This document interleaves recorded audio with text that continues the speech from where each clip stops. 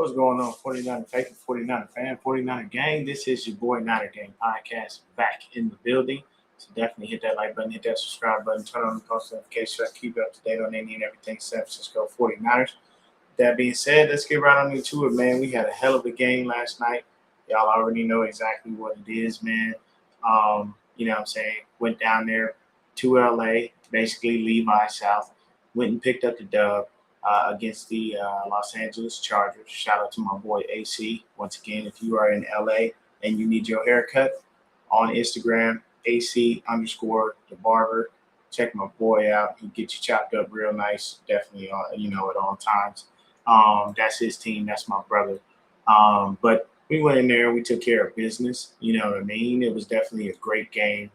Wonderful, wonderful moment for the Niners to be able to get out there, play another game, go against another team, and have a good time. Now, mind you, all the reports coming out of the joint practices were we were getting broke up. Justin Herbert was slicing and dicing us up. And it seemed to be a few things that we needed to clean up and tune up. So, you know what I mean? Looks like we did that this game. Technically speaking, we didn't allow them to score until the fourth quarter.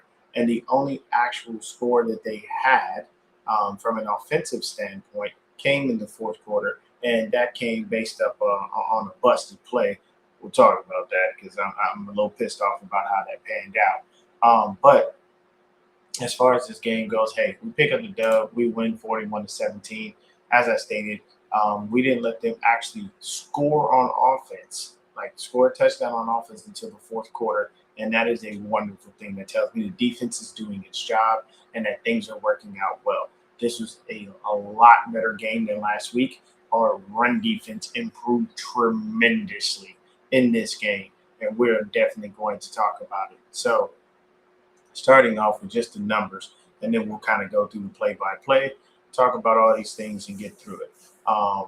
So, if you're taking a look at it, Mac Jones, we had Brock Purdy, Mac Jones, and Adrian Martinez play. Of course, Curtis Roy, they most likely kept him out just due to the fact that he had the rib injury last week from the draw play, and he was having a little trouble breathing, so it was just smarter to keep him out. I completely understand that. I have no problems, no quarrels with that. So we did have three different quarterbacks. Of course, Brock played, I think, about one series. Excuse me. Then after that, it was all Mac Jones for the rest of the first half. And then in the second half, Adrian Martinez came in. So for our quarterbacks, Brock came in. He was 4 of 6, 29 yards, only 4.8 yards per pass. Not much. Didn't do anything really, nothing too crazy. Mac Jones in the first half, he was 6 of 13. He had 89 yards. There were no touchdowns by him. Adrian Martinez, yeah. So Adrian Martinez, 8 of 17. He had 1 TD and 2 interceptions. Adrian Martinez also ran it in for a touchdown. But Adrian Martinez is bad, guys. He's just bad. We have him on the practice squad for a reason. And if you couldn't see and understand that last night, then you definitely didn't know what was going on. So let's talk about the quarterbacks. Like I said, Brock was in there for a hot minute. Didn't really get a chance to do a lot. Didn't get a chance to really develop a lot of chemistry and do some things. But he had a couple good pass plays. You know what I mean? Looks like him and Stribling are definitely on the same page. I love that. So he didn't do too bad. Mac Jones didn't look too bad. You know what I'm saying? A couple of errant balls, a couple of passes that I didn't like. And then a few of them, one of them he just overthrew a couple of guys, but it wasn't too bad. You know what I mean? So 89 yards he got. It was a pretty solid day for Mac Jones. Didn't throw a TD, didn't throw an interception. He threw a couple of would-be interceptions. Just the Chargers weren't able to make a play on the ball. But overall, solid night for Mac. Then you get to Adrian Martinez. Once again, guys, 8 of 17. So that's literally under 50%. Quarterback rating was 35.3. Threw 1 TD, 2 interceptions, and ran for a touchdown. The number one thing with Adrian Martinez here is the simple fact that Adrian Martinez literally has, I have no idea why, but he has this this propensity to run backwards, and I don't know why. But every time he does it, he forces himself deeper and deeper. And it's like, if they get a sack on you, bro, you've lost 10, 15, 20 yards. One of the plays he ran back into the end zone when we were already backed up as it was. And I'm like, come on, guys. We got to do better than this. So it's definitely something that happens. But not going to trip out, not going to worry about it. You know what I mean? It's definitely a beautiful thing when you can go in and see exactly what we have. You know what I mean? As far as that is going, you can definitely see all of that. But what I would say is, it's very simple for us. When it comes to the quarterbacks, we know the hierarchy. It's very simple. Brock, Mac, Curtis, Adrian. Adrian's going to stay down there with the practice squad. That's going to be that. I'm not even going to trip out and deal with that, really. It's definitely a beautiful thing when it comes down to it. So thank y'all so much for hanging out with your boy. Definitely, you know what I'm saying, if anything, uh, this has definitely been a really good game when it comes down to the run game. And you take a look at that. We had a blast. We had a really good day as far as our backs are concerned. When you take a look at it, you had Sincere McCormick, 6 carries, 53 yards. Kalon Black, he had 8 carries, 33 yards. Zamir White, 12 carries, 29 yards. Khalil Herbert, 4 for 17. Adrian Martinez, 4 for 10. And then we had touchdowns by Sincere McCormick, Khalil Herbert, and Adrian Martinez. The longest run of the night came from Sincere McCormick. He had a nice 37-yard run. That was in the first half. Beautiful run by him. One thing that I do want to talk about with the running backs is you saw a host of different guys. You saw Sincere McCormick, Kalon Black, Zamir White, Khalil Herbert. You saw 4 different backs. But what I'll say is Khalil Herbert, very good runner, very big, hard-nosed runner. I think Khalil Herbert could be like a goal line type of dude with the way that he plays and the size that he has. But Kalon Black, I feel like I need him to play with the first team offensive line. The reason being, I feel like the hole is going to open up and this dude's going to take off. Like, he just gives me home run vibes. Like, he hits the hole hard, pause. And I like everything that I'm seeing from him, man. It is a beautiful thing when you have that there. So I ain't mad at it. I love what's going on. I think everything's going to be great when it comes to Khalil. When it comes to Kalon Black, the issue is, when are they going to put him on the field? And is CMC going to actually be shut down? Are Kyle Shanahan and Bobby Turner going to work together and say, you know what, Christian, you're going to have to sit down every now and then and bring your ass off the field. You're 30 years old. You're not, your prime is gone. You're still a great player. We love what you do. But at the end of the day, we need you for the long run.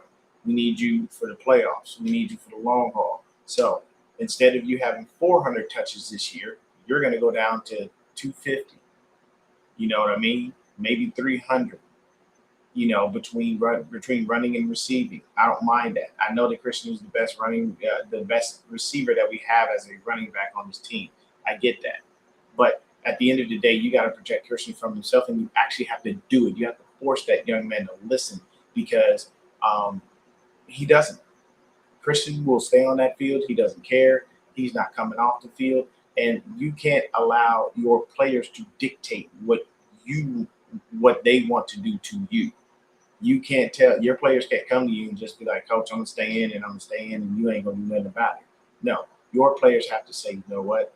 I've never had this type of situation before. I'm gonna go ahead and listen to my head coach.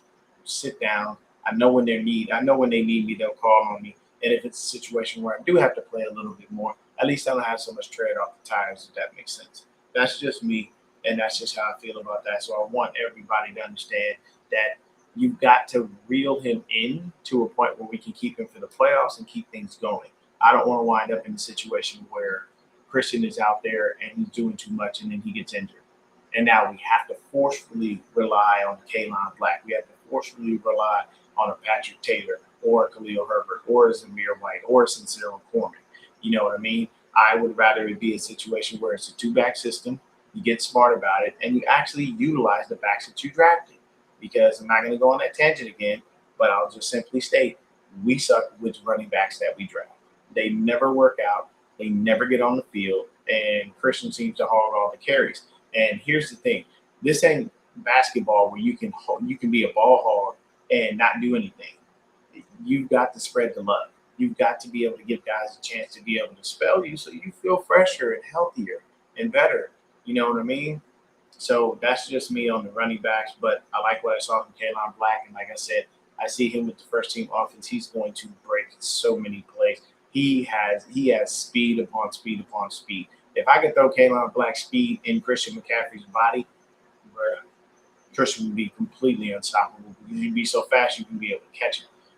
But either way, running backs had a great night last night. 146 yards in total, 3 rushing touchdowns.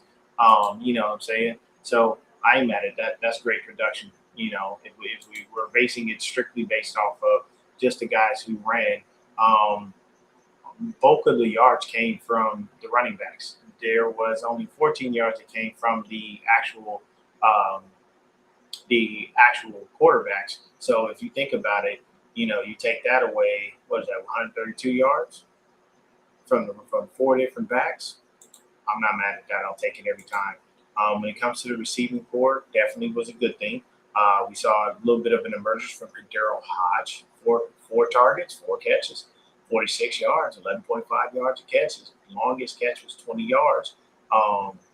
So if you take the 20 yards and put it out, then that's 3 catches, 26 yards. So it's not bad. That's roughly around 7 yards a catch. So that's still a great deal. John Stribling showed up, as he always does, showed out. 4 catches, 46 yards on 5 targets. Not mad at it. Didn't like the fact that he dropped that deep ball. That deep ball was basically a touchdown that he should have caught, and I would have loved every second of it. But at the end of the day, it is what it is. You know what I'm saying? He wasn't able to track the ball properly and bring it down. So definitely love exactly what I was seeing from him. So sorry that he didn't wind up having that go through. But we'll say, hey, got to make those plays. But like what I saw, Jordan Watkins looked great.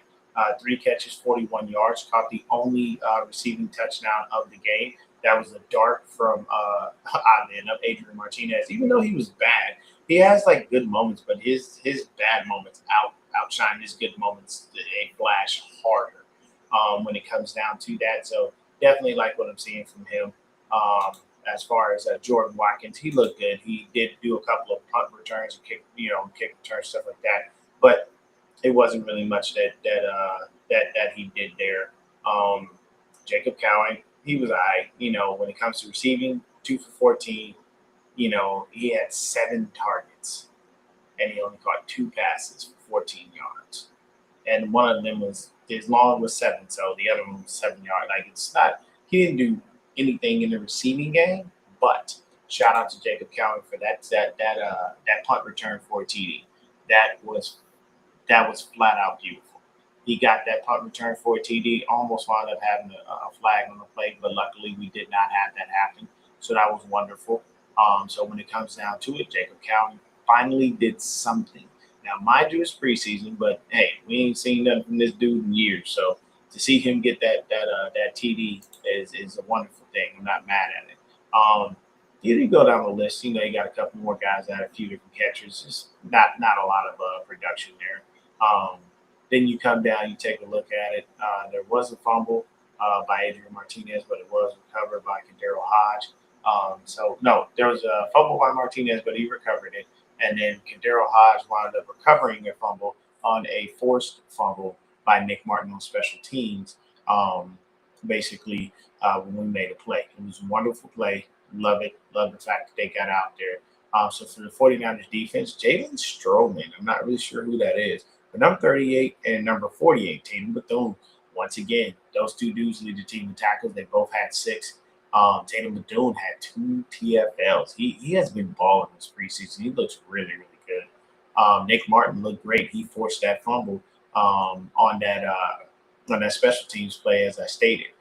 Garrett Wallow, he was everywhere. He was balling 4 tackles. Ephesians Prysock looked great.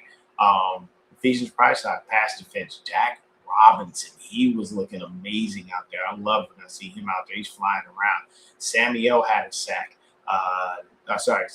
TFL came from Jack Robinson, Samuel, um, and this guy Victor. I'm not even going to try that last name, but Victor number 96, he wound up with a sack. And then we had Romello Height. He had himself a nice little TFL. I didn't see Height all night. I really didn't. I barely saw much of him, man. He just didn't flash very well as far as coming across the screen. But once again, the passes defense were amazing. We had 7 passes defense.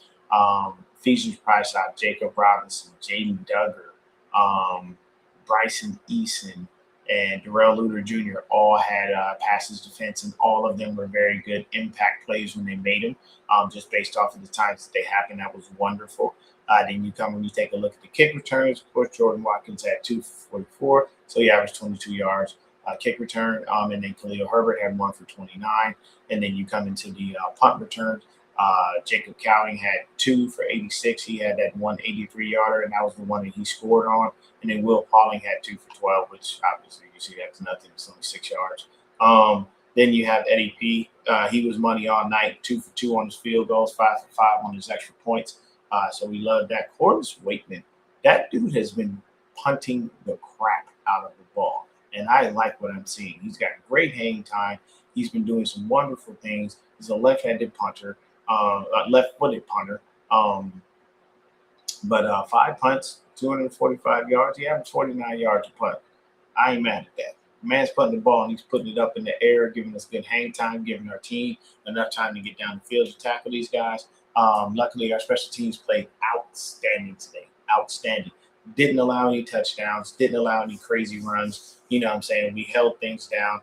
Our run defense was very stout. From last week when we gave up, I think, almost 160 something yards. Now we tracked it down to 68.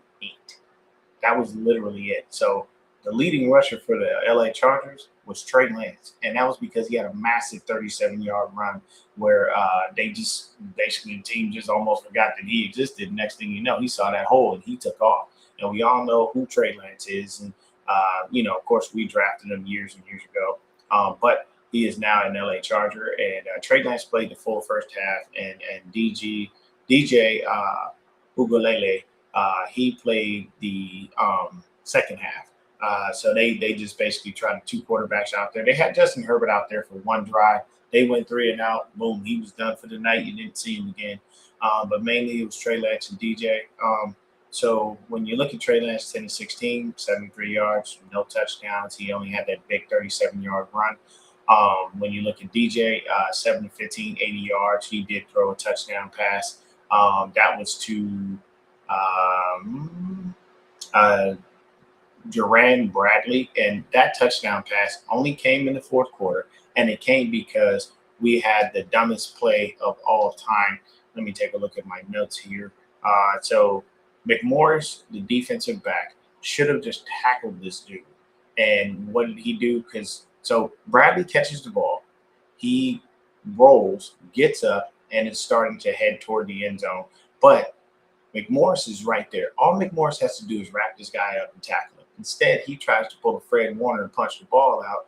This guy gets away from him, and the safety had given up on the play. So, Bradley just walked right into the end zone. Easy score. Other than that, we don't see the score, and they don't get that extra 2-point conversion at the end of the play either. So it's just understanding the subtle nuances of the game and not being dumb.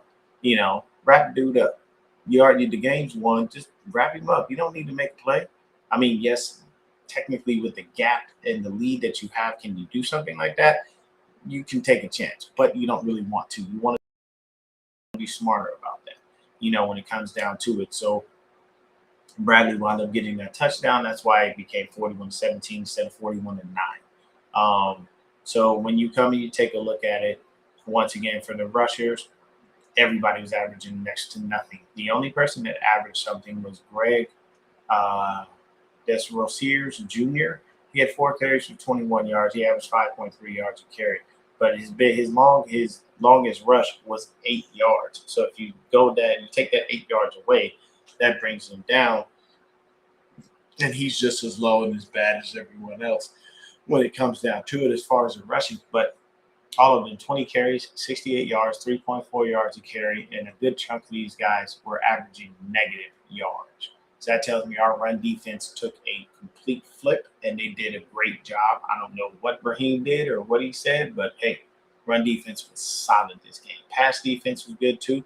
We only allowed 162 yards passing. Like I said, we only allowed that one TD, and that was at the end of the game. Pretty much most of the game, we shut them out. They didn't even get close enough.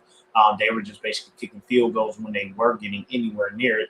Well, we were not allowing them in the end zone. And outside of that, Devontae Ross was the guy who lost the fumble that Nick Martin forced, and Kadero Hodge picked up.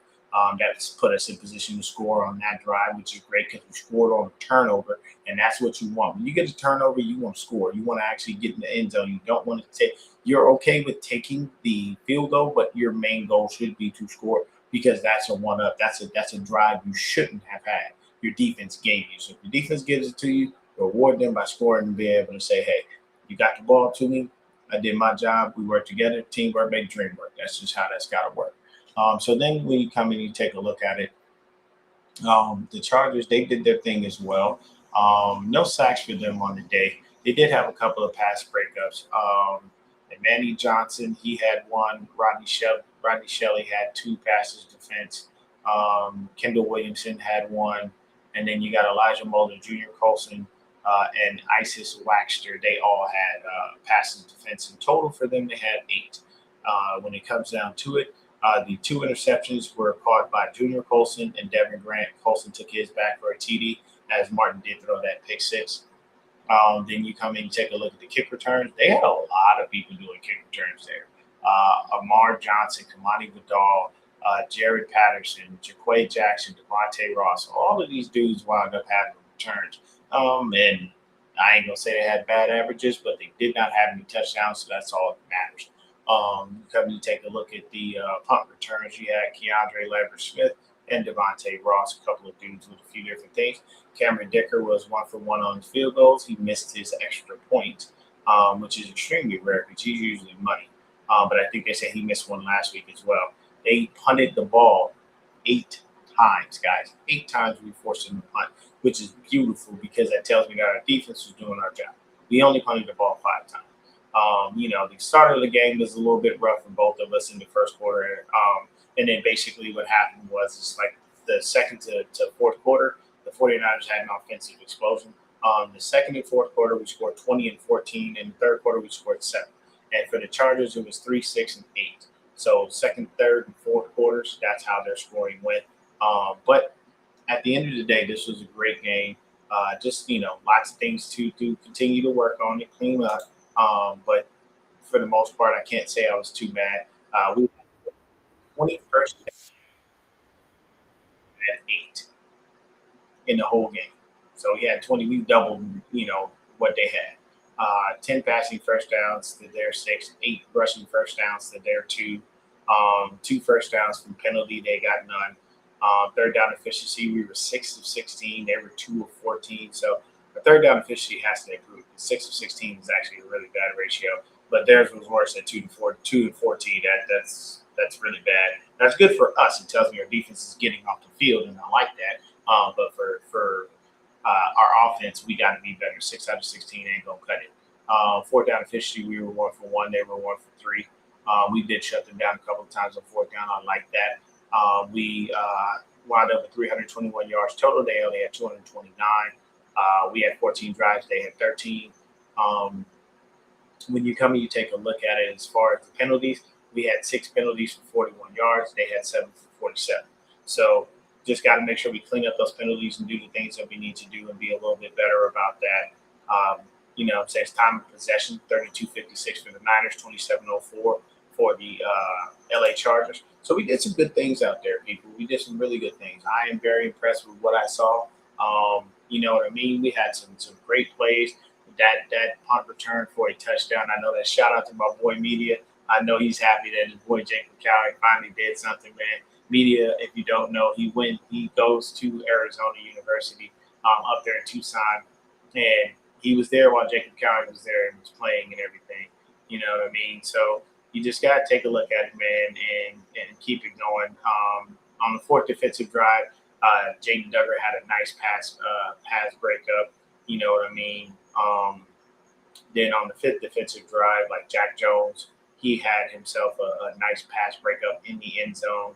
Um, of course, the sixth offensive drive doesn't even happen because Jacob County had that punt return for a TD. Then we shut them down on our seventh defensive drive with that attempted fourth down. Um, let's see here, just trying to find some of the nice little plays.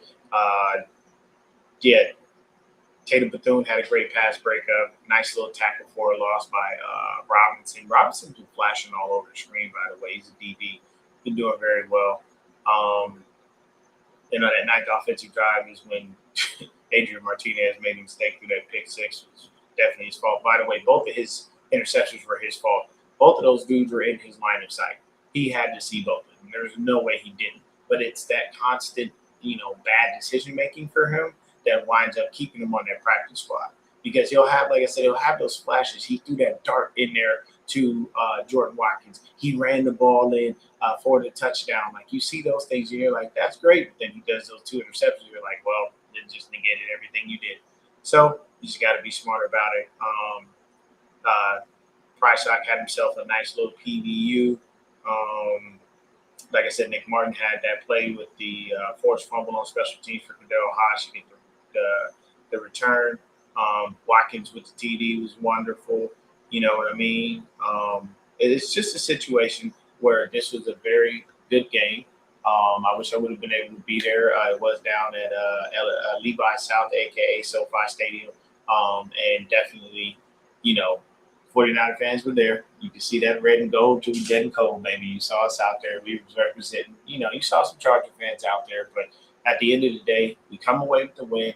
We did exactly what we needed to do. We saw some great things from the guys that we wanted to see great things from, i.e. your Kalon Blacks, your Deshaun Striblings. Jordan Watkins didn't look too bad. You know what I mean? Love what I'm seeing from Robinson. Love what I'm seeing from Duggar. All those guys are definitely out there making plays and doing things that we want them to do. So just continue to keep watching. We got one more preseason game. Our last preseason game will be against. Give me just 1 second. All right. Last preseason game is going to be against the Raiders. So we got to play the Raiders in the last preseason game here. Looks like we're going to play them next week on the 27th. So it'll be another Thursday nighter. But we got to play the Raiders. And I believe, are we going to Vegas? Yep. We're going to Vegas. So that'll be the last preseason game. Good old fashioned battle of the Bay, so to speak. Even though they are now in Vegas, they still everybody know them as the Oakland Raiders. Okay, this has been that way for years. But thank y'all so much for tuning in and hanging out with your boy. Tell a friend, tell another friend. Remember to sign, hit that like and subscribe button for Niner Game Podcast. And the guys right behind me, you see this, the Forever Faithful Podcast. That's my boy Brandon. But thank y'all so much for tuning in and hanging out with you boys. Peace.